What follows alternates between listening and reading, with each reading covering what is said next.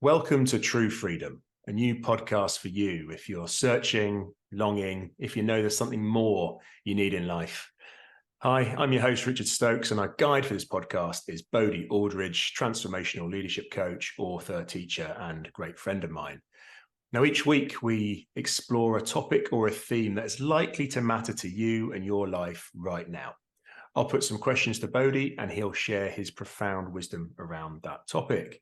The idea is you can take that wisdom and see how it feels to you. Sit with it, ponder it, live with it a little, and maybe do something with it. This is our invitation to you, and our offer is to provide a map to this territory and some tools for how to navigate it and this wonderful journey of life that you're on.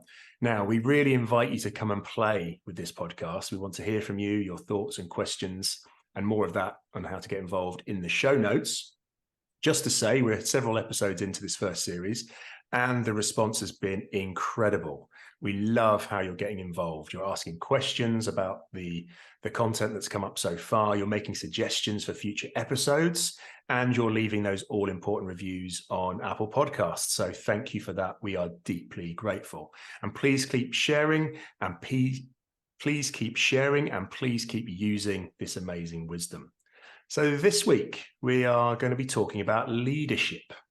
And that is a broad subject area with lots of noise and lots of interest around it. And what we want to do is to create some value for you through some clarity on what we mean and what Bodhi means by leadership. Whether you're running your own business or you're a leader within a corporate organization, this is entirely relevant to you. So we're going to be looking at, great question, what is leadership? What is a good definition of leadership? What are different types of leadership that we feel are important?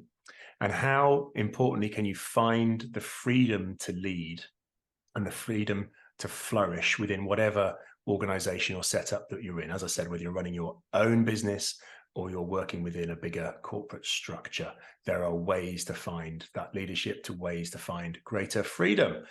So, intro done. I just want to say hello to Bodhi. Thanks, Rich. Yeah, good to be here. Another juicy topic. As always, we only pick from the juiciest fruits from the tree of life that we want to. I said, right, this one especially some clarity through and value just through a sense of just getting to the nub of what leadership is. So I want to start right there, Bodhi. Big subject area, but what does leadership mean to you? Yeah, it's interesting. So fundamentally, leadership is influence. And as per the intro, often we automatically think about business, running your own business, being in a business.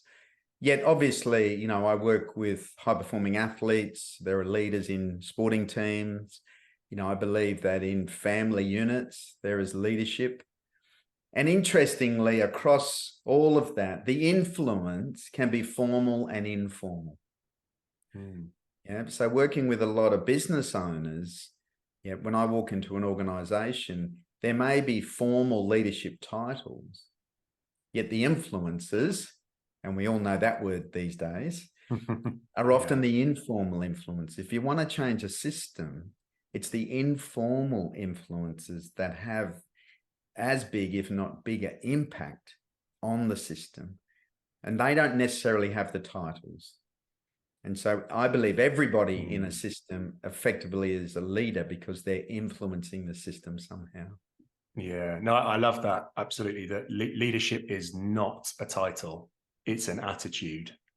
And everybody can do it. And I work with, like you, lots of different people within organizations. And I talk to the most junior people and I remind them that they are leaders, right? Because they've got a role, as you said, they are influencing if they choose to and how they choose to through an organization. So I really like that essence. Yeah.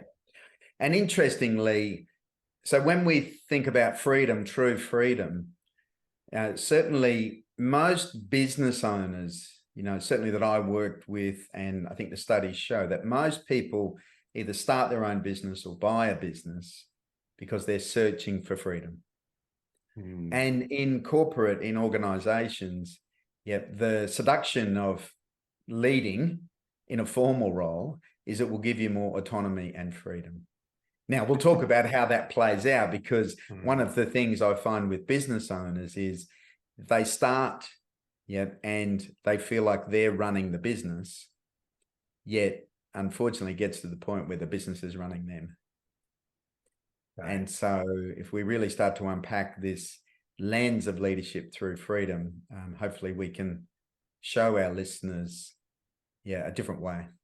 Yeah, great. So this is going to be our territory today, talking about this area of influence and how to find that level of influence, how to play that influence, and different types of leadership approach. I did talk about some different types of leadership actually in the intro. So should we just sort of step through those? I think that would be a good framework early on that I know we're going to come back to a lot during the episode. Yeah, the three key types of leadership are self-leadership, relational leadership, and systemic leadership. And I'll unpack those a little bit more. So that, there's lots of books on leadership, leadership qualities, leadership styles. Yet what I want to do is dig a little bit deeper to really explore, particularly self-leadership and relational leadership. And so self-leadership fundamentally, as it says, is, what's influencing me? And we know, and we've mentioned in previous podcasts, that what influences your behavior are your thoughts, your words, your feelings, and your energy, your energetic field. So as a self-leader, it's about being rigorous with yourself. How am I showing up? Starting with self. Remember, what you think, what you speak, what you feel, you create. And so the impact and influence you have as a leader starts with self. It leads into relational leadership and systemic leadership, which we won't touch on too much today. Yet for those listeners that are moving through their leadership journey, you get to the point where it's important, obviously, to be aware of yourself. It's crucial to notice your relational leadership.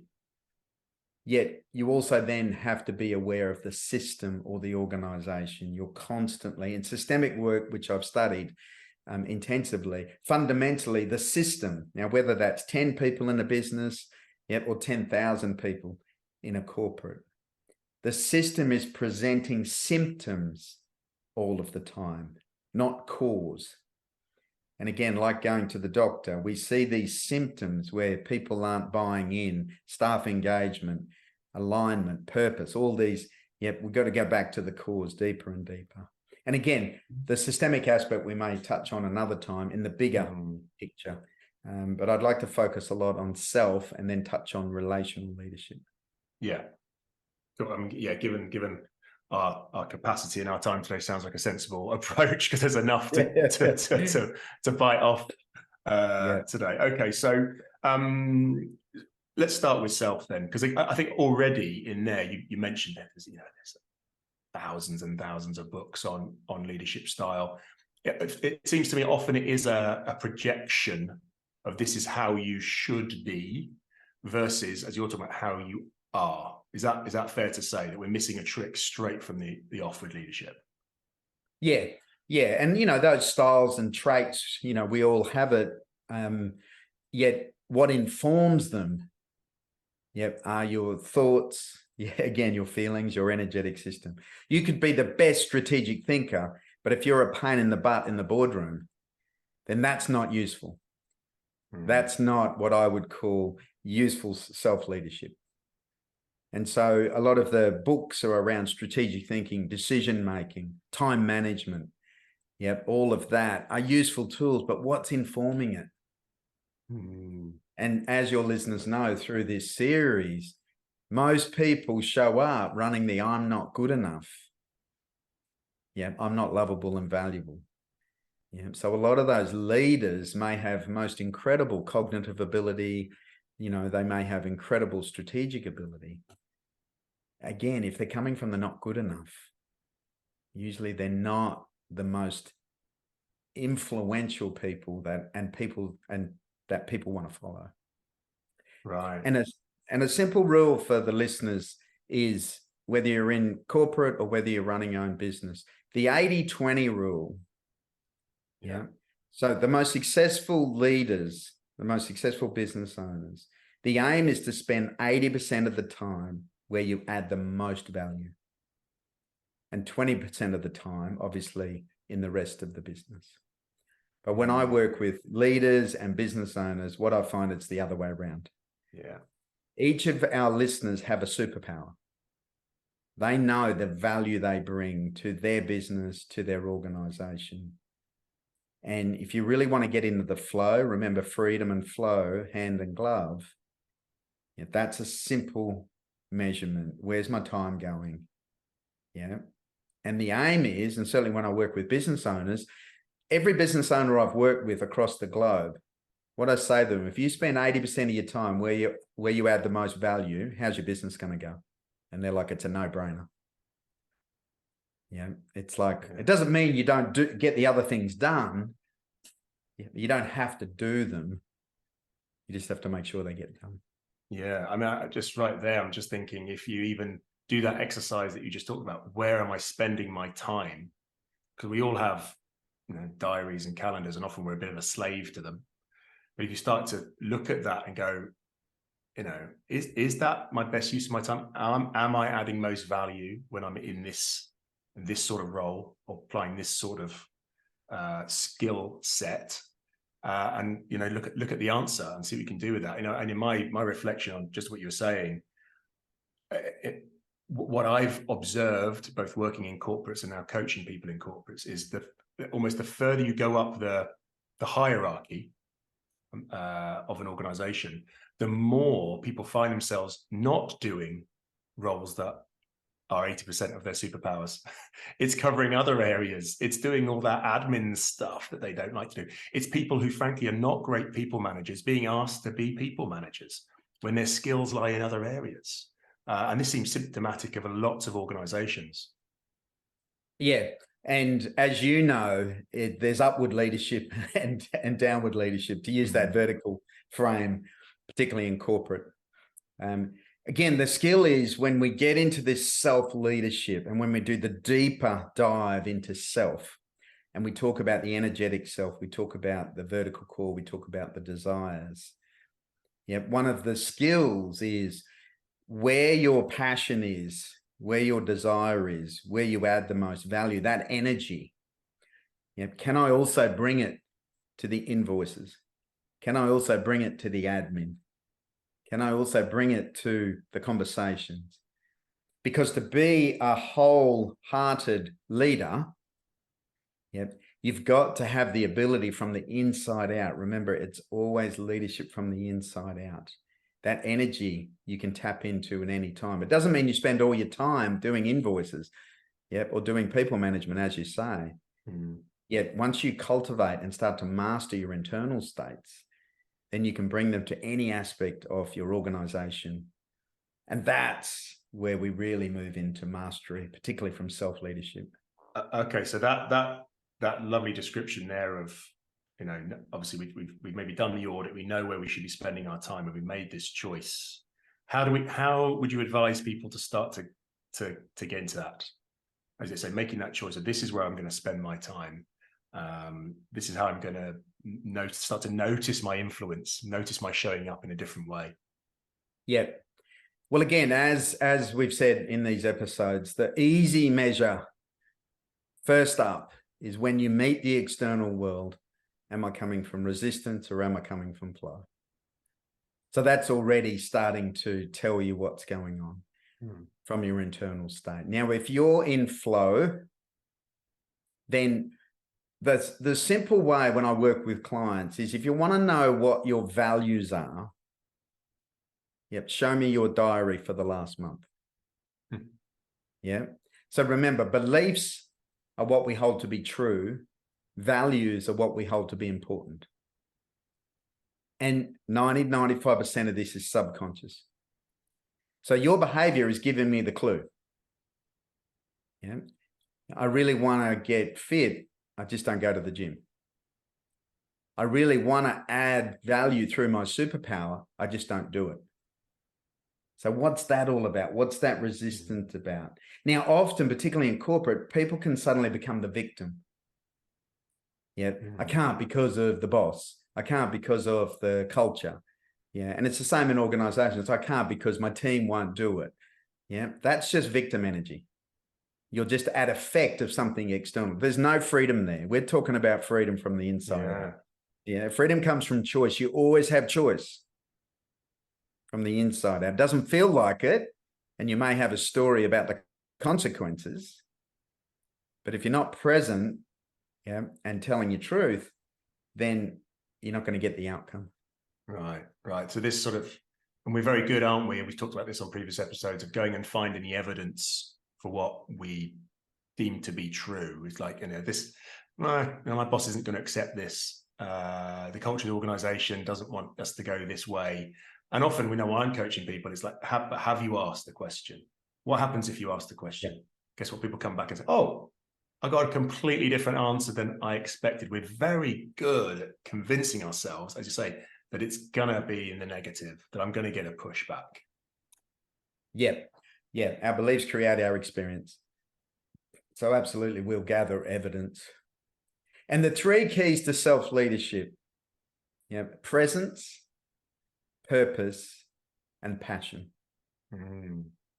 Now, presence, as you know, I teach a lot of techniques about how to get present and stay present. Because presence is giving you all the information you need. When you can be present with yourself in the moment, and it has an incredible impact on your organization, which we'll talk about in relational leadership. Yet presence gives you the information to, am I coming from love or fear? Am I coming from resistance or flow? Am I coming from the not good enough, or loving myself? All of this personal self-inquiry is only available when you get present with yourself. Notice your thoughts, notice your feelings, notice your words and your behavior. Purpose, again, which we'll do another episode on. And there are many layers to purpose. In fact, I think on the Mojo podcast, we did one some time ago, Rich. A very popular episode, actually. Yeah. Not surprisingly, on purpose. Yeah. And I invite any of the listeners to think about leaders that left an influence on them. If they reflect on who were the leaders in your life, whether it was a teacher, a sporting leader, a business leader, normally they have a real clear sense of purpose. Not just their personal purpose, the organizational purpose, but also the purpose of what are we up to here? What's the context of this? Like presence and purpose go a long way to really influencing. And passion, again, there's lots of books about inspirational leaders. And to me, interesting with passion, because a lot of people say, do what brings you passion. And what I say is bring passion to what you do. Again, it's an inside-out job. Right. If you haven't cultivated the techniques, the ability to get present with yourself, to tap into your desires, to your longing, to your passion, then you're never going to experience true freedom. And that's not leaving your job or leaving your business or leaving your marriage. This is an inside-out job. The techniques I teach, absolutely, it's passion for life. It's what we're here for. And as men, it's our deepest desire. We want to bring that passion into every moment. And so if you can get present, align with your purpose, and bring passion into all your interactions, I'd say you're going to be a pretty effective leader. And it just hearing that, who wouldn't want to be in that place of having that greater influence, being more at effect. When you were talking about passion, I was thinking, maybe even get passionate about doing your invoices. It might not be your strength area, but you know what? Great, I've done the 80% is in the bag. Now I can bring a different type of energy to that 20%, and see how that shows up. They might, get them paid on time. You get paid on time. We've just done an episode about money, which people might want to go back and listen to. This is all tied up together. But those 3 areas provide a real, again, we're talking about the territory and the map, but a point of navigation, I think, for this area of self-leadership. So start there. And interesting, the thing about the shadow, and as your listeners know, the shadow is just a part of us that we haven't shone the light on. And normally the shadow will show itself through some sort of resistance. We resist through our thinking, through our feelings. And so absolutely, like we did on the money episode, a lot of people resist parts of their role or parts of their business. That's not leadership.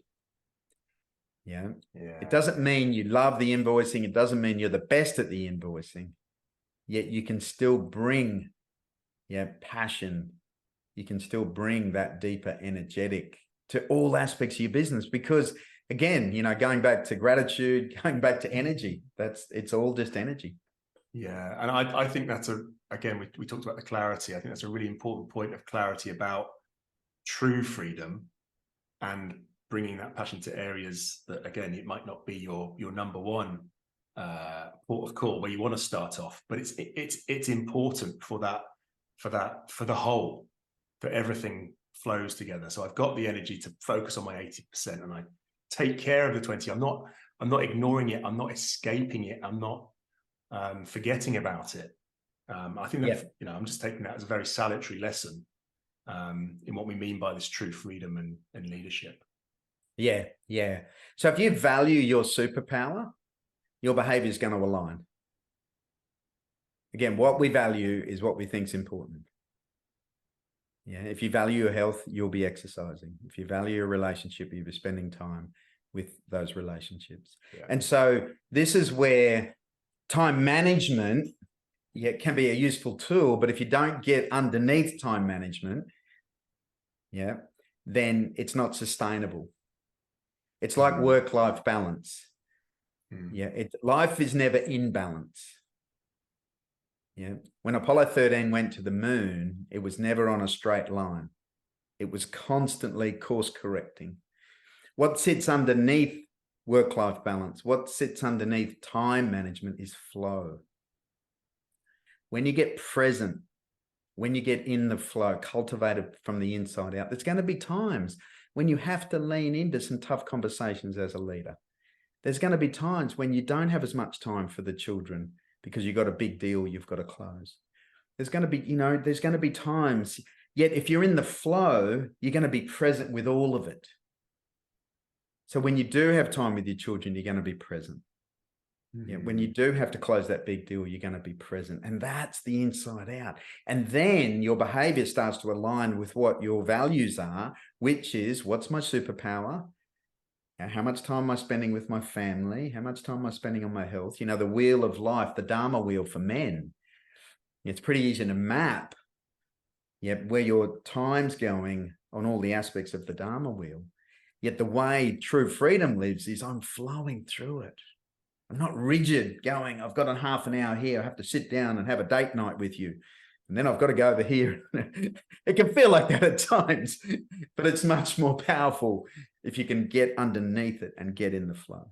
Yeah. I'm just getting this sense of a truer understanding of yourself, back to the self-leadership bit. When you understand how you are showing up and how you can best influence, it all starts from there.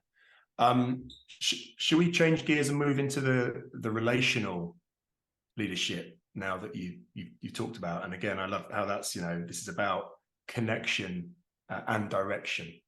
I think you talked about.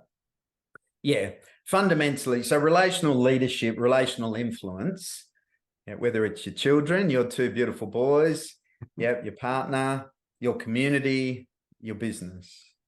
What we know is fundamentally it's driven by connection and direction. That's what we're looking for in relationship. And interesting, again, it's an inside-out job. So I can only fully connect with you if I'm fully connected with myself. And that's where presence lives. To be fully connected with myself, I've got to be fully present with myself. Again, I've got to be aware of what's going on for me. Thoughts, feelings, energy. From that place, and this is the power in relational leadership. All of the studies from all of the big corporates distill it down to a few key things. So when I'm present with you from the truest sense, and I create that connection, I create safety, I create honesty, yeah, and I create the ability to align, yeah, with each other and with whatever the purpose or the vision of the business is. And interesting, you know, Google did their big study some time ago around healthy cultures. And the one thing they found, yeah, was the healthiest cultures had psychological safety. Right. Or what I would call psychological and emotional safety, which comes from presence. We know this. When you are present, yeah, creating a safe, energetic field. And so I love that. And the thing with honesty, and we'll dive a little bit deeper, is you can't lead, yeah, in a vacuum. Yeah, you've got to have a feedback loop. So the key in relational leadership is connection. And connection starts with connection to self, yeah, which comes from presence. And that's why it's one of the first things I teach my clients, how to get present and to stay present. Yeah, you can stay present. Flow states, which come from presence, which we just mentioned, working with elite athletes, they know how to find flow in their sport, yet most of them don't know how to find flow in their lives.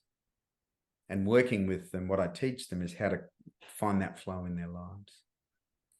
And it's interesting, when you create that connection through presence, what we know as a leader is it creates safety, honesty, and alignment. And all of the studies, yeah, that a lot has been done. Google did the big study around what are the most effective organizations, what was the culture. Yep. And what they found was that it was psychological safety, or what I would call psychological and emotional safety. And that comes, yep, relationally, by the ability to be present. We know that we are exchanging energy all of the time. Our resonance, yep, creates this place of safety. And honesty, the big thing in leadership, and particularly if it's a hierarchical leadership, it's a fear-driven organization, is most people won't give you honest feedback if they don't feel safe. Right. And without honest feedback, I don't know any organization, any sporting team, any relationship, intimate relationship, that has flourished without the ability to give honest feedback. Not based on judgment, not based on blame. Yeah. Feedback from the place of, this is what I'm experiencing. Yeah. This isn't working for me. This is working for me. If you can create safety and feedback, you will get alignment to the vision, alignment to the culture, whatever that might be. Yeah. And what I'm getting here is this, you know, as leaders, when we've done the work on self, as I say, to start with, it's how we can bring that into whatever type of organization from a work point of view, I guess, for now. And yeah, I'm getting this sense of this very honest communication that is required. That creates the safety, creates the honesty, and I can give you that feedback. And imagine what can come from that, how healthy that can be when judgment is taken out and guilt is taken out and fear is taken away. Yeah. The potential is incredible. Yeah, absolutely. We know this through systems that flourish, relationships that flourish, sincere honesty, yeah, truth, you know, and really understanding truth. And again, there's another episode for us in what truth is. And so from this place of connection, the other piece we're looking for in relationship is direction. And direction is fundamentally expectations. See, relationships are really simple. Communicate your expectations and have them met. So think about the wedding day, Rich, when you and Dee got married. Yep. Did you communicate, here are my expectations for the next 40 years, please meet them? Well, I'm not even sure I knew what they were. Gosh, we had some. Obviously, there are vows, aren't there? There are, you know, you're making a commitment through some vows, which I suppose those are. But yeah, No, Yeah. not really. Yeah. Have those lined up. That's it. Yet every day you have expectations. Yeah. Yep. And those expectations shift all the time. And a lot of people say, oh, don't have any expectations, it's only about needs. And I haven't met anybody who doesn't have expectations. I get the theory of the Buddha may be able to sit there without any expectations. But my experience, my reality is, consciously or unconsciously, I have a bunch of expectations. Yeah, in relationship, of my team, in my business. I have an expectation that you're going to be on time when we organize a meeting. It's not good or bad. It's just a contract we have, an agreement we have. Yet if I'm not consistently communicating my expectations, there's no chance they're going to be met. There's no chance. Right. Yes. Yeah. Yeah. And now for me, there's a bit of a light bulb in terms of where you see, and in your own professional history, really good leaders are not so good.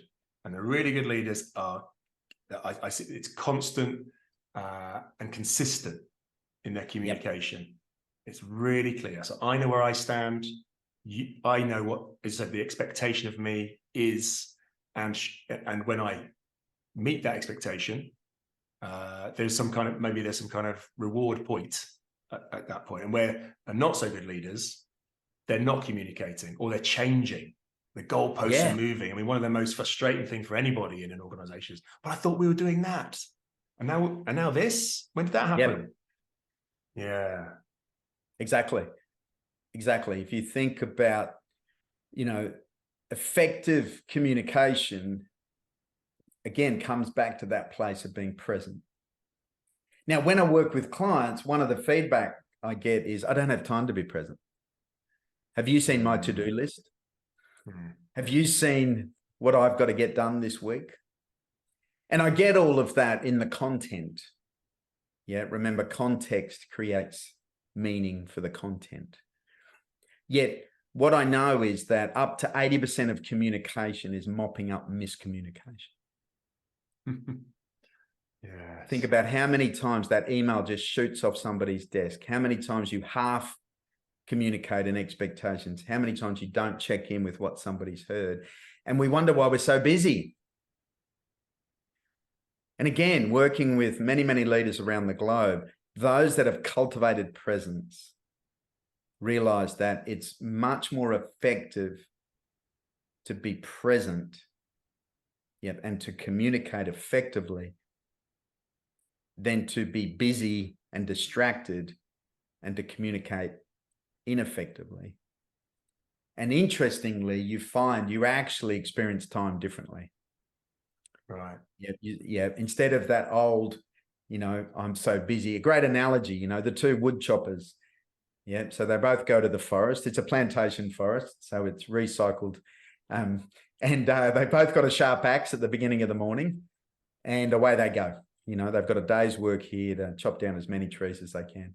And one guy just goes for it. He's just chop, chop, chop, chop, chop. And the other guy, every hour, slows down, has a drink of water, does a few stretches, sharpens his axe.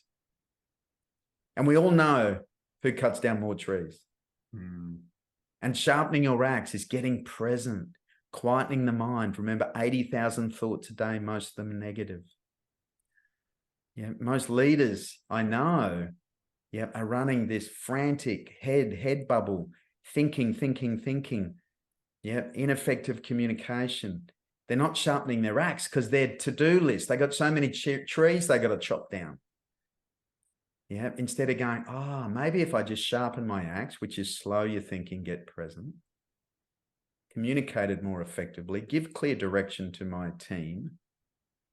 Yeah, maybe there's a chance that we'll actually get those outcomes. Yeah. It strikes me that this illusion of the value of busyness, because that, it has its own currency, is the enemy of true freedom in leadership. Because if you're chasing, this organization values me being really occupied and busy, you're not going to get the right stuff done. You're going to be off in the wrong part of the forest, right? When you want to be over here when the trees are more valuable for you to to cut down. That's the sense that I get when we get into this area. And come back to the 80-20 rule. I'd say to any of the listeners who are busy, show me where your time's going. Yeah. Are you adding value? Are you in the superpower, in the flow? Yeah. Or are you just doing stuff? Now, I'm not saying any of this. It's simple, not easy. Yeah. Because the first thing you have to do, and the first thing I teach, as you know, Rich, is our thinking mind is like a very, very fast train. And if you want to stop a fast train, you don't jump out in front of it. You got to slow the train down. And what I say to the listeners is you got to start to slow this thinking mind down. 80,000 thoughts a day, most of them are negative. You've got to, self-leadership starts with self-reflection. You've got to create some time, to slow this busy mind, sharpen your axe, start to become aware of your emotions. Start to get present with yourself. The studies around effective, inverted commas, leadership, what they did is they got some very highly effective leaders to map their behavior for 30 days. And to a T, the most effective leaders all had at least a daily reflective practice. At least once a day, they stopped and they reflected. Now, that doesn't necessarily mean sitting cross-legged, meditating, looking at the wall. It can. It can be contemplation. It can be prayer. It's the ability to start to cultivate presence, and the relationship with yourself. And often they did that twice a day, again, sharpening the axe. And the simple process for any of the listeners, firstly, is reflection is simply noticing how you showed up the day before in your life, and certainly as a leader. Just doing some how did I show up? How did I show up in that meeting? Again, getting a feedback loop helps, but how did I show up? What was my energy like? Was I distracted? And then if you can, how do I want to show up today? How do I want to show up as a leader? Remember, leadership isn't about doing leadership. It's about being a leader from the inside out. Who do I want to be in that meeting? Do I want to be present? Do I want to be open? Do I want to be clear? And again, these are just reflection points. And one of the great things that I remember, Joe Dispenza, who a lot of the listeners would know, he talks a lot about, you want to train your mind, train your body. And what he talks about is, if you want to start creating the ability to get to know yourself, literally just teach your body to sit in silence for 5 or 10 minutes a day. Like training a dog. Just sit. No distraction. Just sit. Because your mind is going to race. Your mind is going to come up with every reason. I'm too busy. My body's sore. Whatever it might be. Yet if you train your body, the body-mind connection, what happens is you'll start to slow that mind. It'll be racing, yet you'll start to slow it. Then you start to get connected with more of yourself, which is what presence is all about. Yeah.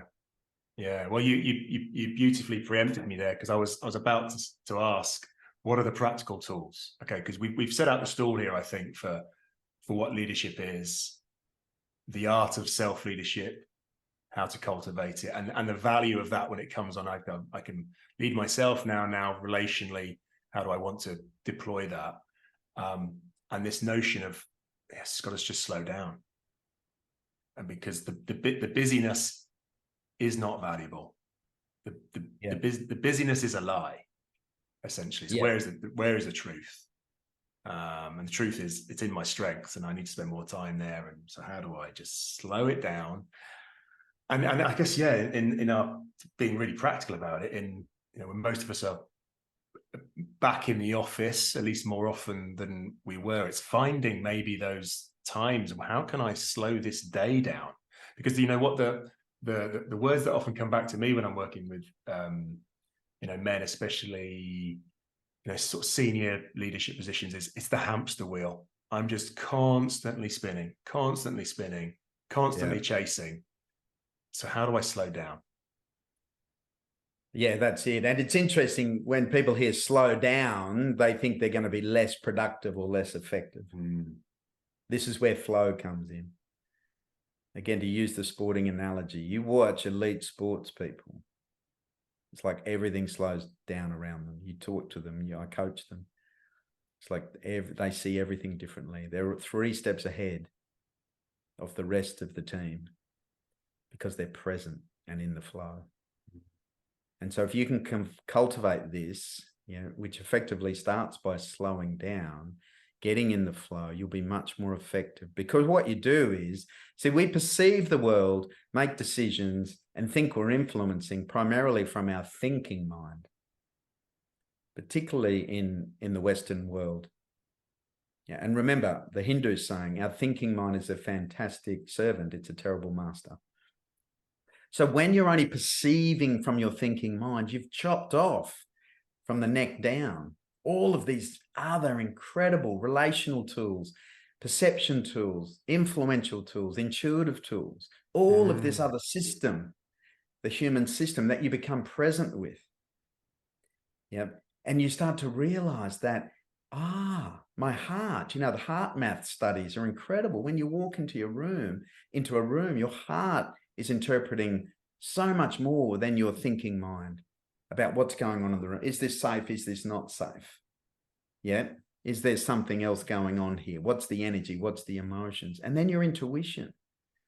Yes. Again, working with senior leaders, sports people, entrepreneurs, often they have real access to their gut feel, to their intuition.